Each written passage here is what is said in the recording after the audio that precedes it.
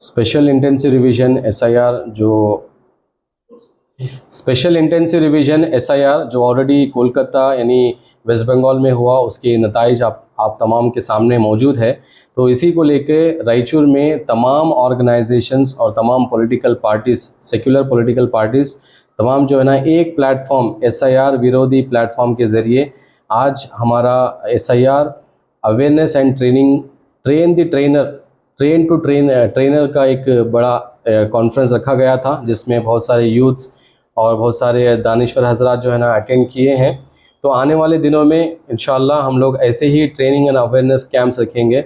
मेरी अपील है तमाम रायचूर के यूथ्स और तमाम दानिश्वर हजरात से कि आप जब भी आपको ऐसे प्रोग्राम्स के कॉल आए, आप अपने काम तमाम जो है ना मुलतवी करके ऐसे प्रोग्राम्स को अटेंड करके अवेयर हो, ट्रेन हो, ताकि आप अपना वोट और अपने घर का वोट सेव कर सकें।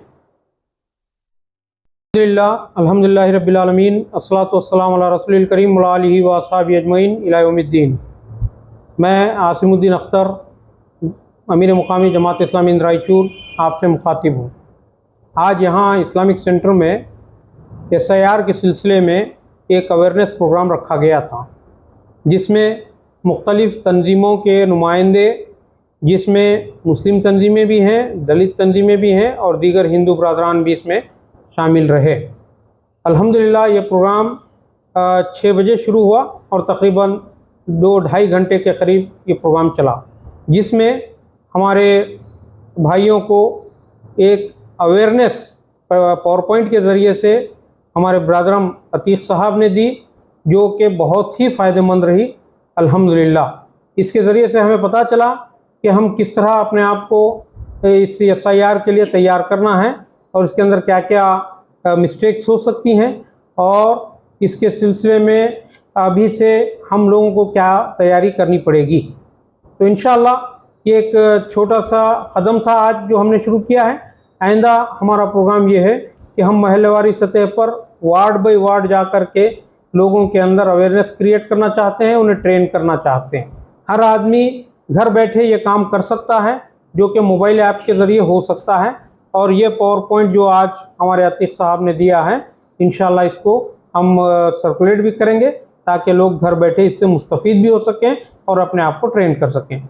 मैं अल्लाह ताला से दुआ करता हूँ कि अल्लाह ताला हमारी इस कोशिशों को कबूल फरमाए और इसके ज़रिए से आने वाली जो मुसीबतें जो मंडला रही हैं, इसको दूर करने की हमें कोशिश करनी चाहिए। सबको मिलकर मुत्तहदा होकर के कोशिशें ज़रूरी हैं। जज़ाकुमुल्लाह खैरन। मैं आप सबका मशकूर हूँ, खुसूसन अतीक साहब का, शरण कुमार साहब का और दीगर हमारे जो भी भाई इसमें शरीक रहे, उन सब का मशकूर हूँ और दुआ करता हूँ कि हमारी ये कोशिशें जो है रंग लाएँ और इसके ज़रिए से रायचूर में जो है हम एसआईआर के सिलसिले में जो कुछ अवेयरनेस कर सकते हैं वो करने की हमें अल्लाह तौफीक दे।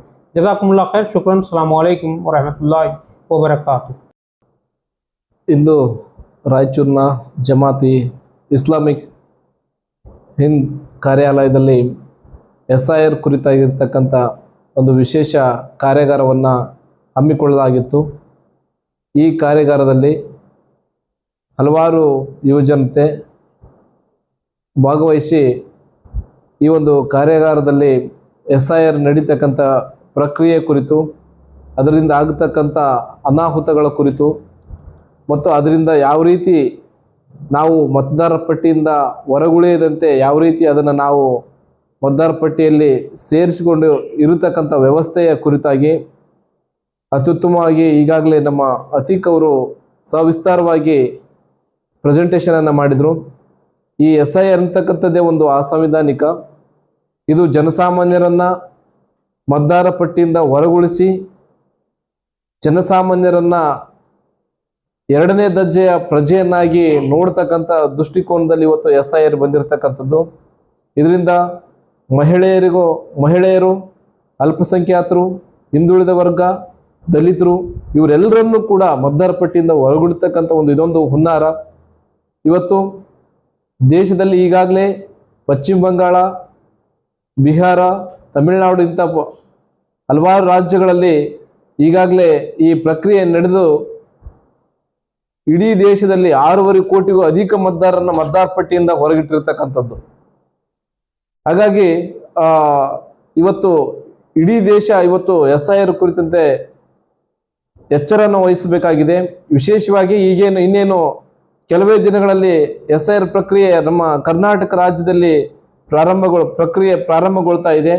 ಅದಕ್ಕಾಗಿ ನಮ್ಮ ರಾಯಚೂರು ಜಿಲ್ಲೆಯಲ್ಲಿ ಈ ಒಂದು ಕಾರ್ಯಾಗಾರದ ಮೂಲಕ ನಮ್ಮ ಜನರನ್ನ ಎಚ್ಚರಿಸ್ತಕ್ಕಂಥ ಪ್ರಕ್ರಿಯೆಯಲ್ಲಿ ನಾವು ಜಾತ್ಯತೀತ ಸರ್ವಪಕ್ಷ ಸಂಘಟನೆಗಳ ಒಕ್ಕೂಟದ ವತಿಯಿಂದ ಇವತ್ತು ನಾವೆಲ್ಲರೂ ಕೂಡ ಒಂದು ವೇದಿಕೆಗೆ ಬಂದು ಈ ಜಿಲ್ಲೆಯ ಈ ರಾಜ್ಯದ ಮತದಾರರೆಲ್ಲರೂ ಕೂಡ ಮತದಾರ ಪಟ್ಟಿಯಲ್ಲಿ ಉಳಿಬೇಕು, ಯಾರೊಬ್ಬರೂ ಕೂಡ ಮತದಾರರ ಪಟ್ಟಿಯಿಂದ ಹೊರಗುಳಿಬಾರ್ದು ಎಂತಕ್ಕಂಥ ಸಂದೇಶವನ್ನ ಇವತ್ತು ನಾವು ಮೊದಲನೇ ಹಂತದಲ್ಲಿ ಸರ್ವಪಕ್ಷ ಸಂಘಟನೆಗಳ ವತಿಯಿಂದ ನಾವು ಒಂದು ಸಂದೇಶವನ್ನ ಕೊಟ್ಟಿದ್ದೇವೆ.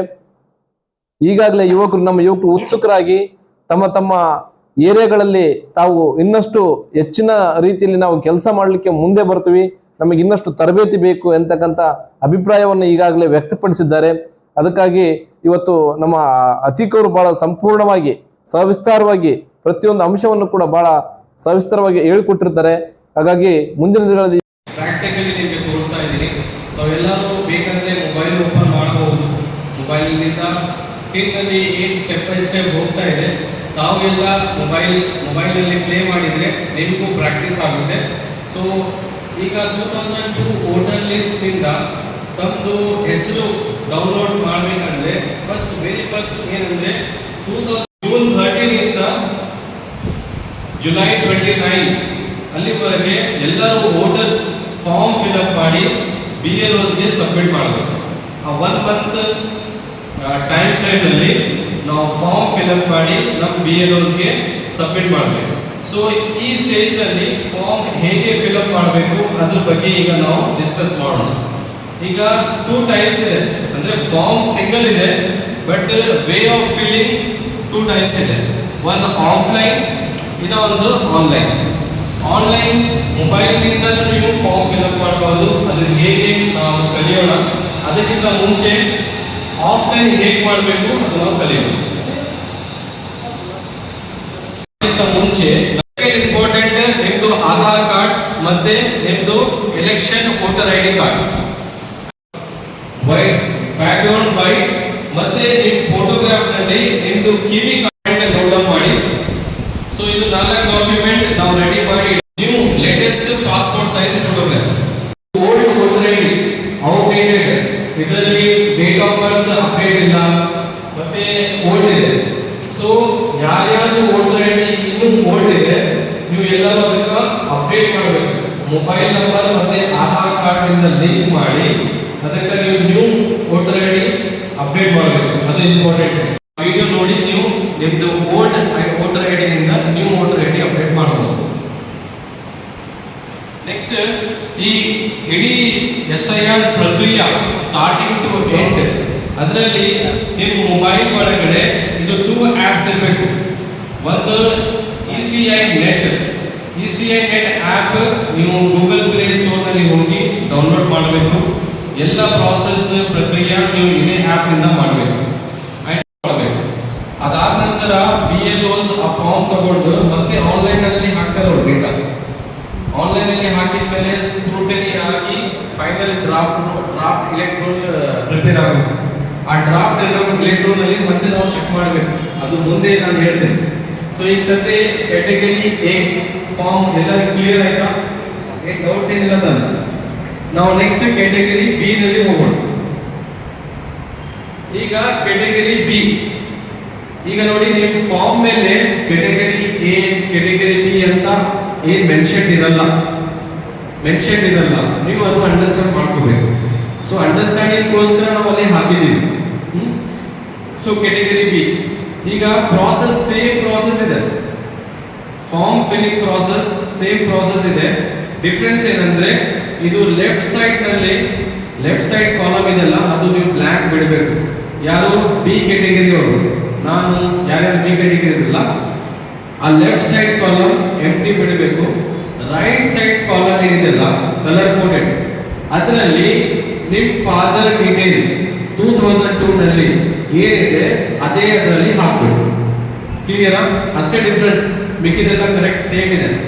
ಅದಾದ್ಮೇಲೆ ಸೈನ್ ಮಾಡಬೇಕು, BLO ನಿಂದ ವೆರಿಫೈ ಮಾಡಿ BLO ಸಿಗ್ನೇಚರ್ ತಗೋಬೇಕು, ಮತ್ತೆ ಆ ಫಾರ್ಮ್ ಫೋಟೋ ಕಾಪಿ ಇಲ್ಲ ಅಂದ್ರೆ ಜೆರಾಕ್ಸ್ ತಗೋಬೇಕು.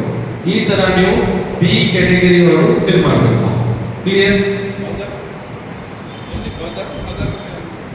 ಈಗ ಫಸ್ಟ್ ಪ್ರಿಯಾರಿಟಿ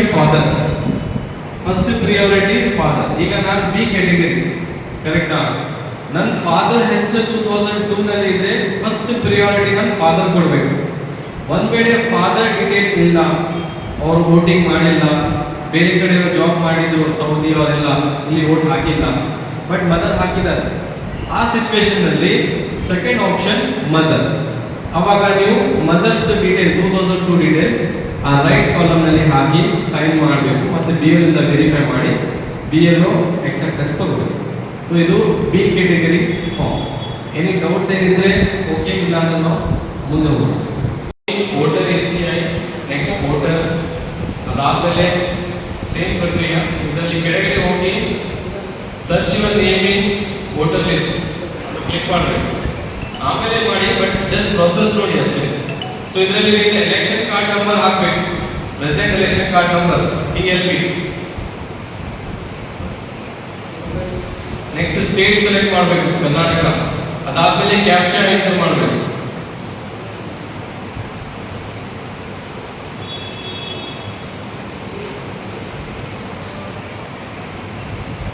ಸರ್ಚ್. ಈಗ ಸರ್ಚ್ ಮಾಡಿದ್ಮೇಲೆ ನಿಮ್ಗೆ ಡೀಟೇಲ್ಸ್ ಬರುತ್ತೆ, ಲಾಸ್ಟ್ ಅಲ್ಲಿ ವ್ಯೂ ಡೀಟೇಲ್ಸ್. ಈಗ ಲಾಸ್ಟ್ ಅಲ್ಲಿ ಹೋದ್ರೆ ನಿಮ್ಮ BLO ಮೊಬೈಲ್ ನಂಬರ್ ಇರುತ್ತೆ. ಸೊ ಆ ತರ ನೀವು ಸರ್ಚ್ ಮಾಡಿ ನಿಮ್ಮ BLO ನಂಬರ್ ನಿಮ್ಮ ಫೋನ್ ನಲ್ಲಿ ನೀವು ಸೇವ್ ಮಾಡಬೇಕು.